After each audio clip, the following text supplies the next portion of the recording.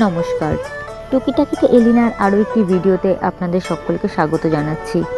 বড়দের প্রণাম ও ছোটদের ভালোবাসা জানিয়ে আজকের ব্লগটি শুরু করছি।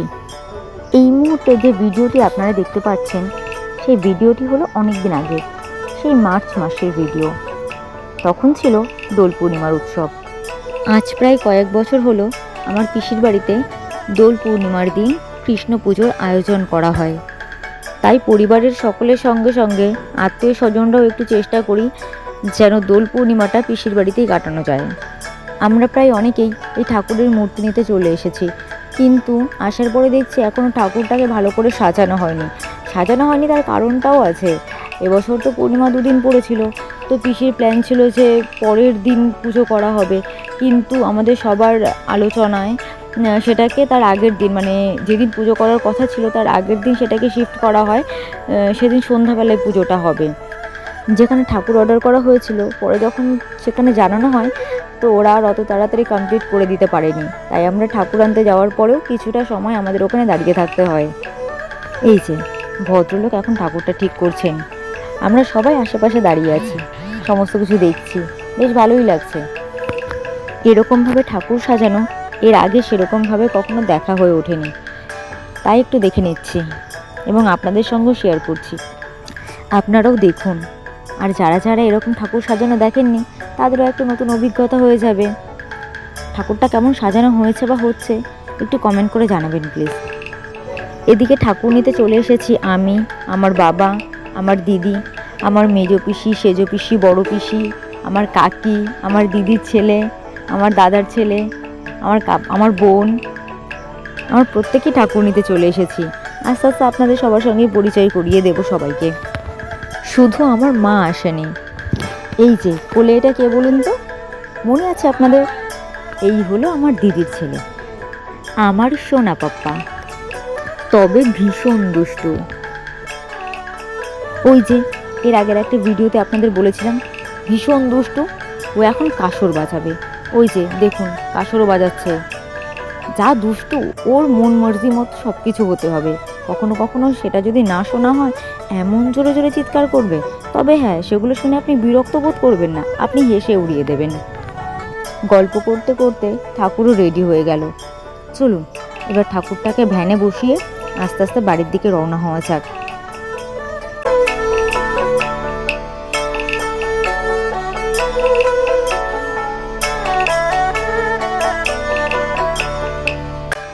ঠাকুরটাকে ধরার জন্য আমি একেবারে ভ্যানে উঠে বসে পড়লাম।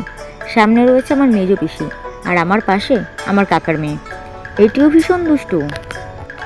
আর এই যে আর একজন যে ওঠার চেষ্টা করছে সে হলো আমার এক দাদার ছেলে। ওই যে এবারও ঠাকুমায় ওকে ভ্যানে তুলে দিল। বাচ্চা মানুষের মন তো, এবারও একটু আনন্দই পাবে।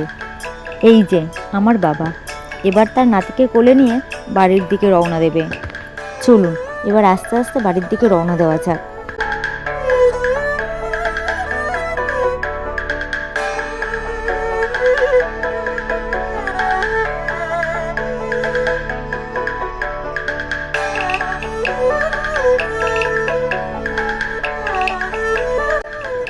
এই যে পেছনে হেঁটে চলেছে আমার সেজো পিসি আর আমার বড় পিসি, আর আমার মেজো পিসি একেবারে ভ্যানের সামনের দিক থেকে ঠাকুরটাকে ধরে আছে, আর আমি মাঝখানে বসে।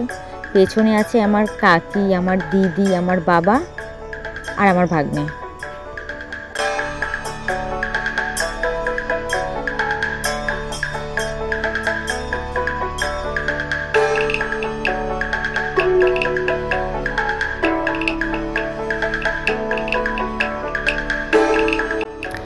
প্রায় বাড়ির কাছে চলেই এসেছি। এই যে লাইটিংটা আপনারা দেখতে পাচ্ছেন, এটা শেষ করলেই বাড়ি। ডান দিকে একটা মাঠে দোল উৎসব হয়, জানেন, ভীষণ সুন্দর দোল উৎসব হয়। এই আলোকসজ্জাটি সেই মাঠের কর্তৃপক্ষ থেকেই আয়োজন করা হয়েছে, দেখতে ভীষণ সুন্দর লাগছে। এই যে গল্প করতে করতে বাড়িতেও পৌঁছে গেলাম।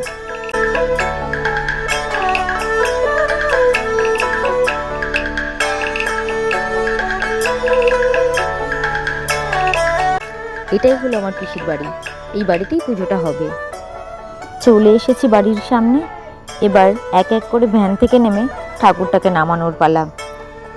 দাঁড়ান, নেমে গিয়ে এবার আমি একটু ভিডিও করি। অনেকক্ষণ থেকে দিদি ভিডিওটা করে যাচ্ছে, তাই বলছে নে আর ভিডিও করতে হবে না। আমি ওকে বলছি দাঁড়া দাঁড়া, এবার আমি যাচ্ছি ভিডিও করতে। খুশিতে এবার একটু নেচেও নিলাম।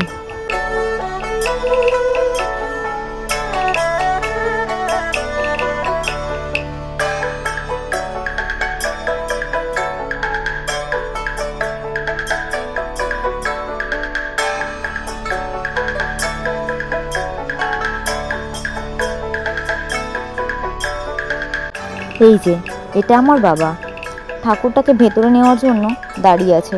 একা একা তো আর নেওয়া সম্ভব নয়, তাই আরেকজনের জন্য অপেক্ষা করছে। আর তখনই পাশে এসে দাঁড়িয়েছে আমার এক দাদার ছেলে। আমার মা আর আমার বাবা দুজনে মিলে ওর পেছনে লেগে যাচ্ছে। আর এই হলো আমার সেই মহামান্য দিদি, আমার সেই সম্মানীয় দিদি, আমার সেই গুরুদেব দিদি, না গুরুমা দিদি। ঠাকুর ধরার জন্য লোকটি চলে এসেছে। এবার আমার বাবা ও ওই লোকটি দুজনে মিলে একসঙ্গে ঠাকুরটাকে ভেতরের দিকে নিয়ে যাবে। দুজনে তুলতে একটু অসুবিধা হয়ে যাচ্ছিল, তবুও ঠিকঠাক ম্যানেজ করা গেছে।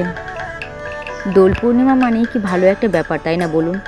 চারিদিকে নানা রঙের ছটা, ভীষণ একটা অপরূপ সুন্দর দৃশ্য। যখন ছোট ছিলাম তখন এক বালতি জল গুলিয়ে নিয়ে রাস্তার পাশে বসে থাকতাম, যে যেত তাকে রং ছুঁড়ে মারতো। কিন্তু বড় হয়ে ওঠার পর সেসব এখন পুরো অতীত হয়ে গেছে। এই যে আমার মা আমার ভাগ্নেকে কোলে নিয়ে একেবারে এখানেই নাচ শুরু করে দিয়েছে। বুঝতেও পারিনি যে আমি ভিডিও করছি, কারণ ভিডিও করলে নিজের নাচটাকে থামিয়ে দিত। কখনো ক্যামেরার সামনে আসবে না, ফটো তুলবে না, কেন কি জানি। তাই আমি তখন না বলেই একটু ভিডিও করে নিয়েছি। এই যে আমার কাকি ঠাকুর নিয়ে আসার পর বড্ড ক্লান্ত হয়ে গেছে, এখন 10 বালতি জল চাইছে ওনার ক্লান্তি দূর করার জন্য। চলুন ঠাকুরটাকে আস্তে আস্তে ভেতরে নিয়ে যাওয়া যাক। একটা জায়গায় রেখে ঠাকুরকে বরণ করে তারপর ঠাকুরকে মন্দিরে ঢোকানো হবে। জানেন, এই দোল উৎসব উপলক্ষে আমি আর আমার দিদি নানান রঙের আবির বানিয়েছিলাম, বাড়িতেই ঘরোয়াভাবে বানিয়েছিলাম।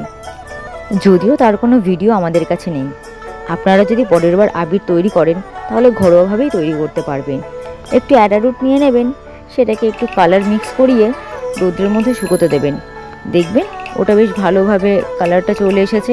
ওটাকে পরে গুঁড়ো করে চেলে নিলে আপনাদের আবির একেবারে তৈরি হয়ে যাবে।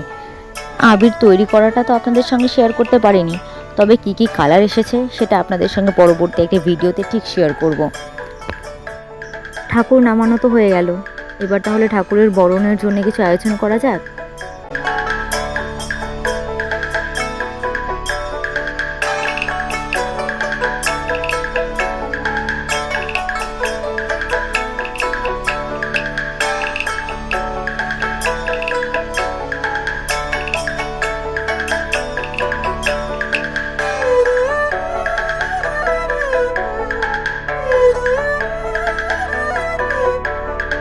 আজকের মতো তাহলে ভিডিওটা এখানেই শেষ করছি। আমাকে এতটা সময় দেওয়ার জন্য আপনাদের অসংখ্য ধন্যবাদ। আমার চ্যানেলে আপনি যদি নতুন হয়ে থাকেন তাহলে একটা সাবস্ক্রাইব করে দেবেন, আর ভিডিওটি ভালো লাগলে একটা লাইক ও একটা শেয়ার করে দেবেন। আপনাদের সঙ্গে আমার আবার দেখা হবে নতুন কোনো বিষয় নিয়ে, অন্য কোনো ব্লগে। ততক্ষণ ভালো থাকবেন, সুস্থ থাকবেন।